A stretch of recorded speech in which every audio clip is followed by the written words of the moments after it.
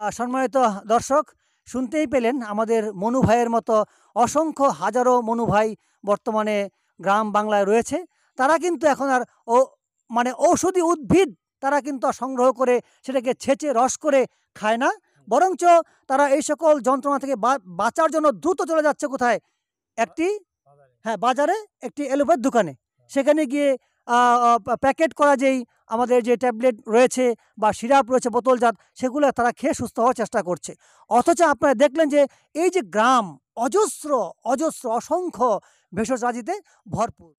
আসসালামু আলাইকুম রহমতুল্লাহ। আশা করি আপনারা সকলে ভালো আছেন। আমি আজকে আমার জন্মভূমি ময়মনসিংহের কোতোয়ালি থানার পরাণগঞ্জ ইউনিয়নের মীরকান্নাপাড়া নামক গ্রামে অবস্থান করছি। আমরা যখন ছোট ছিলাম বিভিন্ন রোগে অর্থাৎ রোগ শোকে আমাদের দাদিমা বা আমার নানিমারা কি করতেন, কোনো একটি গাছের পাতার নির্যাস কিন্তু আমাদের খাইয়ে দিতেন, যার ফলে অল্প কয়েকদিনের মধ্যে আল্লাহ পাকের অশেষ রহমতে আমরা সুস্থ হয়ে যেতাম। তো আজকে গ্রামে যারা রয়েছে তারা কিভাবে তাদের রোগ নিরাময় করে সেটা আমরা জানবো। তো আপনার কি নাম যেন? মনু। ওনার নাম হচ্ছে মনু। তো ওনার কাছে জানবো যে আসলে ওনারা রোগ শোক হলে কি করে। যেমন ধরেন জ্বর হলে ওনারা কি করে, আর যখন আপনার জ্বর হয় তখন আপনারা কি করেন? দই ভাই বাজারে তাই ডাক্তার বলে যায় না হয় বড়ি আনি, না হয় একটা বড়ি আনি, আইনা খাই, খায় কমে। আচ্ছা, যখনই আপনার জ্বর হয় তখনই আপনি ডাক্তার বলে যাই। আর নাপা এক্সট্রা নিয়ে আসেন। হ্যাঁ। এই নাপা এক্সট্রার যে কিছু ক্ষতিকারক প্রভাব আছে, ক্ষতিকর অবস্থা শরীরের মধ্যে সৃষ্টি হয়, সেটা কি জানেন আপনারা? না, জানি না। জানেন না? আচ্ছা, আপনি যখন ছোট ছিলেন তখন আপনারা জ্বর হলে কি করতেন? তখন আমার মা করতো, ওই যে কিছু জ্বর টর হইলে কিছু গাছপালার ওষুধ পাতি সেচ্চা ফিচ্চা খাওয়াইতো। একটু আমের হইলে হলদির রস, ওই যে খাড়াজোড়ার রস, জামের রস, আমের রস, এটি সেচ্চা মায়া মা চামচদা খাওয়াইতো। ওই আমের শাহ টামের শাহ পাতলা হয় না, সব ভালো হয়ে যেত। সব ভালো যেত গা? হ্যাঁ। তো এখন খান না কেন? এখন ব্যথা ব্যথা লাগে, সেছে গেড়া। ও মানে আমরা তো এখন এটা করতে অস্বস্তি লাগে? অসুস্থ লাগে, দই ফেলার সুযোগ ডাক্তার বলে যাই বড়িতে টপ করে গিলা হেলাই। হ্যাঁ, মানে ৫ টাকা বই টপকে গিলে হ্যাঁ, ফেললেন, গিলা হেলাই। তাই না? হ্যাঁ। আচ্ছা, তার মানে এখন কষ্ট করতে ভালো লাগে না। না। আগে আমাশা হলে কি কি খাইতেন? ওই থানকুনি পাতা? হ্যাঁ, খানকুড়ি পাতা, ওই খাড়া জোড়া রস, জামের আচ্ছা, রস। থানকুনি পাতাটা কি কয়? ওটারে কি ঢোলমানিক কয়? হ্যাঁ, হ্যাঁ, ডোলমানিক। হ্যাঁ, ঢোলমানিক। দেখছেন আমি তো পারলাম। হ্যাঁ, ডোলমানিক। ঢোলমানিক খাওয়ায় ছোট ছোট পাতা, হ্যাঁ, হ্যাঁ, হ্যাঁ। মাটিটা বায়া বায়া যায়। হ্যাঁ, হ্যাঁ, ঠিক। আর ওই যে অনেক সময় দেখা যায় যে আপনার ওই রক্ত আমাশা হইলে ওই যে কাটা খুইরা না কি কয়? হ্যাঁ, কাটা হইয়া। আর ওই যে লজ্জাপতি হ্যাঁ, লজ্জা ভরে এটির সেচ্চা রস খাওয়া দেয়। রস খাওয়ায় দেয়, তাই না? আচ্ছা, আর যদি শরীরের মধ্যে হইতো, চুলকানি হইতো আপনার, হ্যাঁ, তখন কি করতেন? কি লাগাইতেন? তখন ওই যে গাছের সেচ্চা রস লাগাইতো। কি গাছের? ওই যে শিখছেন না? শিখছিন না তো। হ্যাঁ, শিখলেন না কে মার কাছ থেকে? মায়ের কাছে মাথা শিখলে তো এখন মা আপনি সদা আমরা ছোট ছোট মা করে দিছে, আমরা তো বুঝছি না। বুঝছেন না কিছুই। যেটি খালি যেটি যেটি যেটি ঠাড় আছে এটা আর কি বললাম। আচ্ছা, আর কি ঠাড়া আছে? আর তো কিছু ঠাড় নাই। ঠাড় নাই?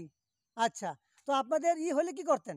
ওই যে অনেক সময় আ হয়তো বসন্ত হলে কি করতেন? হাম বসন্ত হইলে ওই যে বাজার থেকে তিলের তেল আইনা মাখাইতো। হ্যাঁ। দেয়া গোসল মানে করাইতো। বসন্ত হইলে তিলের তেল লাগাইতো। হ্যাঁ, আর ঘরের মধ্যে নিম পাতা লটকায় রাখতো। রক্ত রক্ত ওইটা বাচ্চা খাওয়াইতো। হ্যাঁ, এই তো নিম পারছেন। পাতা। মনে আছে? আর কি মনে আছে? আর তো আর মনে নাই। মনে নাই। আচ্ছা। তো এখন আপনারা ওষুধপত্র খান না, এই তো? না, দৌড় বেড়া যায় ডাক্তার বকল। আচ্ছা, সম্মানিত দর্শক, শুনতেই পেলেন আমাদের মনু ভাইয়ের মতো অসংখ্য হাজারো মনু ভাই বর্তমানে গ্রাম বাংলায় রয়েছে। তারা কিন্তু এখন আর ও ঔষধি উদ্ভিদ তারা কিন্তু আর সংগ্রহ করে সেটাকে ছেঁচে রস করে খায় না। বরঞ্চ তারা এই সকল যন্ত্রণা থেকে বাঁচার জন্য দ্রুত চলে যাচ্ছে কোথায়? একটি হ্যাঁ, বাজারে একটি এলোপ্যাথ দোকানে। সেখানে গিয়ে আ আ প্যাকেট করা যেই আমাদের যে ট্যাবলেট রয়েছে বা সিরাপ রয়েছে বোতলজাত, সেগুলো তারা খেয়ে সুস্থ হওয়ার চেষ্টা করছে। অথচ আপনারা দেখলেন যে এই যে গ্রাম অজস্র, অজস্র অসংখ্য ভেষজ রাজিতে ভরপুর। আমি যখন এই গ্রামে আসি অবাক হই, কেন মানুষ গ্রামের বাজারে অথবা শহরে গিয়ে কেন অ্যালোপ্যাথি ওষুধ তারা খায়? অথচ তাদের ঘরের পাশে এত অজস্র উদ্ভিদ রাজি রয়েছে যেগুলো আ প অসংখ্য ভেষজ গুণাবলী রয়েছে। একটু আগে আপনাদের সঙ্গে কথা বললাম এই যে আপনার দন্তি গাছ নিয়ে, এটারও কত উপকারিতা রয়েছে। কিছুক্ষণ আগে কথা বলেছি কারি পাতা নিয়ে, সেটারও কত উপকারিতা রয়েছে। এখানে আমি দেখতে পাচ্ছি কাঠ মালতী রয়েছে। এখানে যে আপাং গাছ, এই যে আপাং রয়েছে এখানে, আপাং। আপাং যে কত উপকারী একটি ভেষজ উদ্ভিদ, আমরা জানিও না কিন্তু। আপাং, এই যে আপাং, হ্যাঁ আমরা দেখতে পাচ্ছি যে আপাং গাছটি, এটি কিন্তু চমৎকার একটি উপকারী উদ্ভিদ। এর পাশে আমি দেখছি এটাকে বলা হয় আপনার ভাট গাছ। কৃমির জন্য, কৃমির জন্য একটি সেরা গাছ হচ্ছে ভাট গাছ। আমি কিন্তু, হ্যাঁ, এই ময়মনসিংহের ভাষায় বলা হয় ভাইট গাছ। তো এই যে ভাট গাছ, এটাও নিয়ে কিন্তু আমি কদিন পূর্বে আমার ছোট ভাইয়ের সাহায্য নিয়ে কিন্তু একটি ভিডিও করেছিলাম। তো এই যে ভাট পাতা, এই যে পিত্রাস গাছ, আমি আপনার দেখাই, ভাই পাতা দেন তো একটু, ওদেরকে দর্শককে দেখাই, একটু বোটা সহ দেন। হ্যাঁ, বড়, এই দেখেন এটা পিত্রাস গাছ। এটা ময়মনসিংহে অজস্র এই পিত্রাস গাছ রয়েছে। তো এই যে পিত্রাস গাছ, এটা কিন্তু আয়ুর্বেদ শাস্ত্রে একটি অত্যন্ত গুরুত্বপূর্ণ ভেষজ উদ্ভিদ।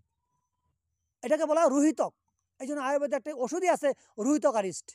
তো এটা লিভারের জন্য খুবই উপকারী একটি ভেষজ উদ্ভিদ। এখানে অসংখ্য গাছ রয়েছে, আমি আপনাকে দেখাতে পাচ্ছি না। এখানে বীজ তারক রয়েছে, হ্যাঁ, এই পাশে আপনার ওকরা গাছ রয়েছে অসংখ্য, ওখানে দেখতে পাচ্ছি বৃহতি গাছ রয়েছে, গাছের শেষ নাই, অজস্র গাছ।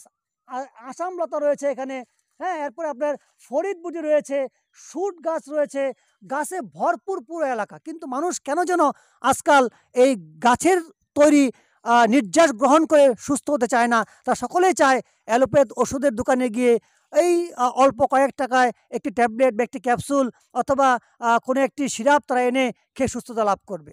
আমি পুরো গ্রামবাসী এবং পুরো বাংলাদেশ সমস্ত গ্রামের মানুষদের কাছে উদাত্ত আহ্বান করছি যে আস্তে আস্তে কিন্তু কেমিক্যাল ওষুধের ক্রিয়া কমে যাচ্ছে। আপনারা ধীরে ধীরে প্রকৃতির দিকে ফিরে আসুন।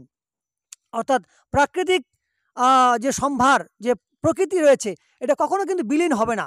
আমরা যখন একদম যখন মানুষ, আল্লাহ পাক মানুষকে সৃষ্টি করেছিল, তখন যেমন ভেষজ রাজি ছিল, এখনও ঠিক তেমনিভাবেই রয়েছে, যদিও অনেক সংখ্যায় কমে গিয়েছে। তারপরও এখনও যে ভেষজগুলো রয়েছে, এগুলো যদি আমরা সদ্ব্যবহার করতে পারি, তাহলে আমাদের জীবনে ক্ষতিকর কেমিক্যালের যে প্রভাব, সেখান থেকে আমরা মুক্ত থাকতে পারি।